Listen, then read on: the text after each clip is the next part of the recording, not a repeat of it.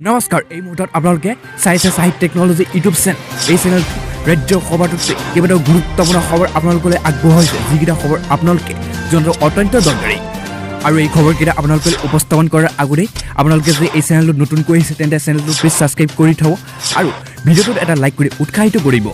আজি পৰা প্ৰথমটো এই মুহূৰ্তত অতি গুৰুত্বপূৰ্ণ এটা বহুত ডাঙৰ খবৰ মুকলি হৈছে এটা ভাল খবৰ কিয়নো আজি অসমত পুনৰ হ্ৰাস পাইছে কোভিড-19ৰ আক্ৰান্তৰ সংখ্যা আৰু আজিৰ দিনটোত মাত্ৰ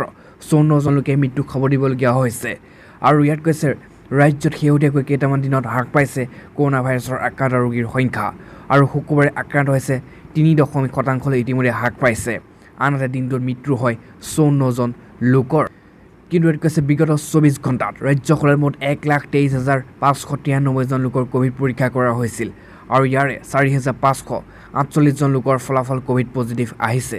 আৰু কামৰূপ মহানগৰ জিলাত সৰ্বাধিক আৰু 4,421 জন লোক ইতিমধ্যে আক্ৰান্ত হৈছে আৰু সম্প্ৰতি ৰাজ্যখনৰ আৰোগ্য হাৰ হৈছে 87% বৃদ্ধি পাইছে এই মুহূৰ্তত বহুতেই ভাল খবৰ কিয়নো 1,23,593 জন গৰাকীকৈ লোকক কোভিড পৰীক্ষা কৰাৰ পাছত ইতিমধ্যে মাত্ৰ 4,000 লোকে আক্ৰান্ত হোৱা দেখিবলৈ পোৱা গৈছে আৰু ইপিনে ৰাজ্যৰ মৃত্যুৰ সংখ্যা ইতিমধ্যে কমিছে বুলি আমাৰ হাতত তথ্য আহি পৰিবৰ পাছতো এই মুহূৰ্তৰ আন এটা বহুতে ডাঙৰ এটা ব্ৰেকিং নিউজ ভাল খবৰ মুকলি হৈ আহিছে কিয়নো এতিয়া চৰকাৰে জাৰি কৰিছে এখন বিশেষ আঁচনি আৰু এই আঁচনিখনৰ জৰিয়তে আপুনি মাহে 5,000 টকা লাভ কৰিব আপোনাৰ বেংক একাউণ্টত আৰু ইয়াত কৈছে প্ৰতিদিনে 7 টকা মাত্ৰ জমা কৰিলে আৰু মাহত আপুনি লাভ কৰিব পাৰে 5,000 টকাকৈ দৰমহা আৰু ইয়াত কৈছে আজিয়ে এই সময়ত সকলো সুৰক্ষিত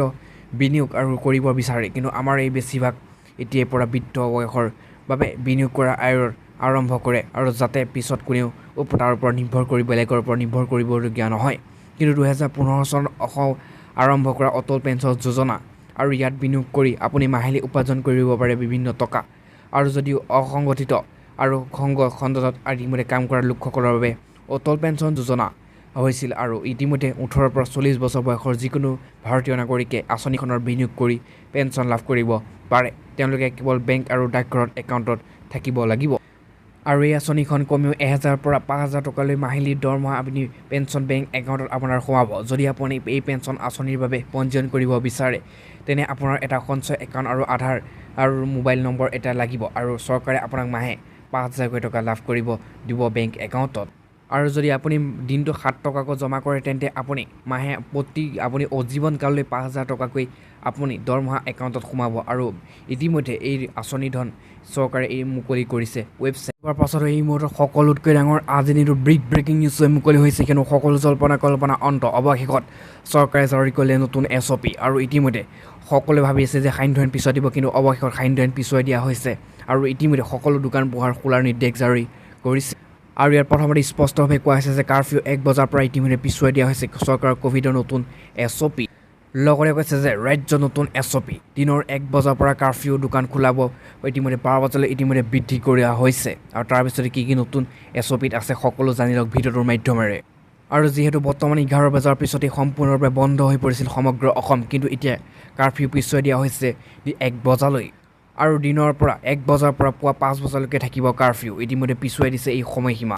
কিন্তু এইখিনিতে এটা ডাঙৰ কথা আছে কিন্তু আন্তঃজিলা যাতায়াত বৰ্তমানে বন্ধ থাকিব 15 জুনলৈ আৰু ইতিমধ্যে কিন্তু কাৰফিউ পিছুৱাই দিয়া হৈছে দিনৰ 1 বজালৈ আৰু ইতিমধ্যে দিনৰ 1 বজালৈকে সকলো দোকান পোহাৰ আৰু গাড়ী চলাচল সম্পূৰ্ণৰূপে খোলা থাকিব আৰু তাৰপিছতে দিনৰ 1 বজাৰ পৰা পুৱা পিছদিনা পুৱা 5 বজালৈকে কাৰফিউ চলি থাকিব সমগ্ৰ হিমন্ত বিশ্ব শৰ্মাই এক সংবাদমেল সম্বোধন কৰিছিল আৰু তাতে নতুন SOP সামান্য শিথিলতা জাৰি কৰিছে আৰু দিনৰ 11 বজাৰ পৰিৱৰ্তে 12 বজালৈকে খোলা থাকিব সকলো আৰু 1 বজাৰ পৰা সান্ধ্য আইন ইতিমধ্যে জাৰি কৰিছে কিন্তু সবিশেষ জানক এই ভিডিঅ'টোৰ মাধ্যমেৰে 6 জুনৰ পৰা 5 বজাৰ পৰা 16 জুনৰ পৰা 5 বজালৈকে কাৰ্যকৰী হোৱাকৈ এই নতুন SOP প্ৰকাশ কৰিছে ৰাজ্য চৰকাৰে আৰু ব্যৱসায়িক প্ৰতিষ্ঠানসমূহ দিনৰ 12 বজালৈকে খোলা ৰাখিব কিন্তু দিনৰ 1 বজাৰ পৰা পুৱা 5 বজালৈকে সম্পূৰ্ণ সান্ধ্য আইন জাৰি কৰা হৈছে আৰু 6 জুনৰ পৰা 16 জুনৰ পুৱা 5 বজালৈকে অন্য জেললৈ ভ্ৰমণ বন্ধ থাকিব সান্ধ্য আইনৰ সময়ছোৱাত জৰুৰীকালীন সেৱা অব্যাহত থাকিব চৰকাৰী আৰু বেচৰকাৰী কাৰ্যালয় ইতিমধ্যে 15 জুনলৈ বন্ধ থকাৰ সিদ্ধান্ত গ্ৰহণ কৰিছে ইতিমধ্যে ৰাজ্য চৰকাৰে তাৰ পাছতো এই মুহূৰ্তৰ আন এটা বহুতে ডাঙৰ ব্ৰেকিং নিউজ মুকলি হৈ আহিছে কিন্তু আপুনি এজন চৰকাৰী অসম চৰকাৰৰ অধীনত কৰ্মৰত কৰ্মচাৰী নেকি তেনে আপোনাৰ বাবে আহিছে বৃহৎ অফাৰ আৰু লগতে ভাল খবৰ কিয়নো অসম চৰকাৰে এক বৃহৎ সিদ্ধান্ত আৰু কেন্দ্ৰীয় চৰকাৰৰ লগত মিলিত হৈ এক বৃহৎ সিদ্ধান্ত গ্ৰহণ কৰিছে আৰু আপোনাৰ অৱসৰ বয়স পুনৰ বহু সময়লৈ বৃদ্ধি কৰা হৈছে আৰু এতিয়াৰ পৰা অসমৰ চৰকাৰৰ অধীনত কৰ্মৰত চৰকাৰী কৰ্মচাৰী 7 বছৰলৈ ইতিমধ্যে বৃদ্ধি কৰা হৈছে চৰকাৰী কৰ্মচাৰীৰ বয়স। আৰু ইয়াত প্ৰথমতে কৈছে টেট শিক্ষকৰ বাবে ডাঙৰ খবৰ। এতিয়াৰ পৰা এবাৰ টেট উত্তীৰ্ণ হ'লে পুনৰ বহিব নালাগে টেট পৰীক্ষাত। আৰু ৰাজ্য চৰকাৰে আনিছে টেট শিক্ষকৰ বাবে ডাঙৰ খবৰ। আৰু টেটৰ প্ৰমাণ পত্ৰৰ বৈধতা ইতিমধ্যে বৃদ্ধি কৰা হৈছে, কিয়নো 7 বছৰ পৰিৱৰ্তে আজীৱন কাললৈ বৃদ্ধি কৰা হৈছে টেটৰ প্ৰমাণ পত্ৰ। আৰু ইতিমধ্যে কেন্দ্ৰীয় শিক্ষামন্ত্ৰী ৰমেশ পোখৰিয়ালৰ নিশংকৰ ঘোষণা এই বৃহৎ ঘোষণা কৰিছে আৰু সকলো ৰাজ্যকে কাৰ্যকৰী কৰাৰ এই নিৰ্দেশ জাৰি কৰা হৈছে। আৰু ইতিমধ্যে 2011 চনত টেট উত্তীৰ্ণসকলে লাভ কৰিব এই বৃহৎ সুবিধা, কিয়নো শিক্ষকতাৰ বৃত্তিৰ প্ৰতি উৎসাহিত কৰাৰ বাবে কেন্দ্ৰীয় চৰকাৰে এই বৃহৎ পদক্ষেপ হাতত লৈছে। আৰু যদি এটি ম্যাদ উকলি যোৱা প্ৰমাণ পত্ৰ পুনৰ নৱীকৰণৰ আহ্বান কৰা হৈছে। কিন্তু ডাঙৰ কথাটো হৈছে যে শিক্ষকৰ পদত নিযুক্তিৰ বাবে 2011 চনৰ পৰা বাধ্যতামূলক কৰা হৈছিল টেট পৰীক্ষা। আৰু আজি দিনটো সকলোকে ডাঙৰ কথাটো ইয়াত বাক্যশাৰী উল্লেখ কৰা হৈছে, কিয়নো প্ৰথম অৱস্থাত প্ৰমাণ পত্ৰ বৈধতা উত্তীৰ্ণ দিনৰ 7 বছৰ নিৰ্ধাৰণ কৰিছিল, কিন্তু এতিয়া 60 বছৰলৈ এই সময়সীমা বৃদ্ধি। আৰু ইয়াৰ পৰা এই অসম চৰকাৰৰ অধীনত কৰ্মৰত এইসকল চৰকাৰী কৰ্মচাৰী 60 বছৰলৈ কোনো আৰু 7 বছৰ ইতিমধ্যে পোৱাৰ পাছতো এই মুহূৰ্তত আজি দিনটো আন এটা বহুতে ডাঙৰ ব্ৰেকিং নিউজ এটা মুকলি হৈছে, এটা বহুতে ডাঙৰ খবৰ, কিয়নো ব্যক্তিগত চিকিৎসালয় কোভিড চিকিৎসা হাৰ নিৰ্ধাৰণ কৰাৰ নিৰ্দেশ দিছে ইতিমধ্যে মুখ্যমন্ত্ৰী হিমন্ত বিশ্ব শৰ্মাই। তাৰ লগতে কৈছে অসমৰ মুখ্যমন্ত্ৰী ডক্টৰ হিমন্ত বিশ্ব শৰ্মাই শুকুৰবাৰে ৰাজ্যখনৰ ব্যক্তিগত চিকিৎসালয়সমূহত COVID-19 চিকিৎসাৰ হাৰ নিৰ্ধাৰণ কৰিবলৈ নিৰ্দেশ জাৰি কৰিছে। স্বাস্থ্য বিভাগৰ সৈতে এক পৰ্যালোচনা বৈঠক। ক'ভিডৰ চিকিৎসাৰ বাবে জেনেৰেল আৰু ছুপাৰ স্পেচিয়েলিটি ৱাৰ্ডৰ বাবে ৰোগী অনুকূল হাৰ নিৰ্ধাৰণ কৰা হৈছে। ব্যক্তিগত চিকিৎসালয় COVID-19 সংহাৰ চিকিৎসাৰ হাৰ নিৰ্ধাৰণ কৰিবলৈ নিৰ্দেশ জাৰি কৰা হৈছে। জেনেৰেল আৰু ছুপাৰ স্পেচিয়েলিটি দুয়োটা ৱাৰ্ডৰ বাবে সুলভ হাৰ নিৰ্ধাৰণ কৰা হৈছে। মুখ্যমন্ত্ৰী শৰ্মাই এই টুইটাৰ যোগে এই কথা উল্লেখ কৰিছে। আৰু মুখ্যমন্ত্ৰী স্বাস্থ্য বিভাগৰ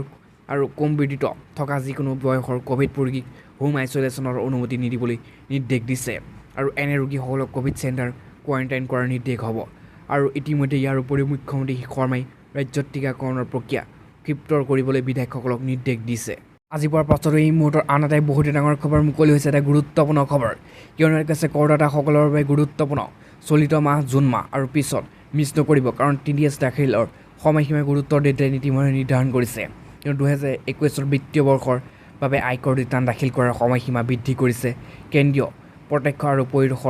ইতিমধ্যে বিজ্ঞপ্তি অনুসৰি 2020-21 বিত্তীয় বৰ্ষ আৰু 14 মাহৰ উৎসৰ ওপৰত কৰ কৰ্তন দাখিলৰ অন্তিম তাৰিখ পূৰ্বৰ 31 মে'ৰ বিপৰীতে 30 জুনলৈ বৃদ্ধি কৰা হৈছে। আৰু TDS কৰ্তনকাৰীসকলৰ বাবে এক ডাঙৰ সকাহ কিয়নো হিচাপে বিবেচিত কৰা হৈছে, কিয়নো এই ৰিটাৰ্ণবোৰত বহু ৰেকৰ্ড আৰু তথ্য সঠিকভাৱে প্ৰতিবেদন কৰিবৰ বাবে লাগে। আৰু উল্লেখযোগ্য টেক্স আৰু body.com প্ৰতিষ্ঠান সৌজিত বাংগাৰে ইতিমধ্যে কৰিছে। আৰু সি ঠিক একেদৰে প্ৰপত্ৰ 16 জাৰি কৰাৰ নিৰ্ধাৰিত তাৰিখো 15 জুনৰ পৰা 15 জুলাইলৈ ইতিমধ্যে বৃদ্ধি কৰিছে। কিন্তু TDS জাৰি কৰোঁতে ইতিমধ্যে জানিবলগীয়া কিছুমান বৃহৎ কথা। আৰু ইয়াত 1 নম্বৰতে কৈছে শেহতীয়া TDS ৰিটাৰ্ণ দাখিল প্ৰপত্ৰত নতুন কৰ ব্যৱস্থা বাছনি কৰিব বিচৰা কৰ্মচাৰীসকলৰ বাবে আৰু এটা স্তম্ভ যোগ দিয়া হৈছে। আৰু সেই অনুসৰি TDS ৰিটাৰ্ণ দাখিল কৰাৰ সময়ত নিয়োগকৰ্তা আৰু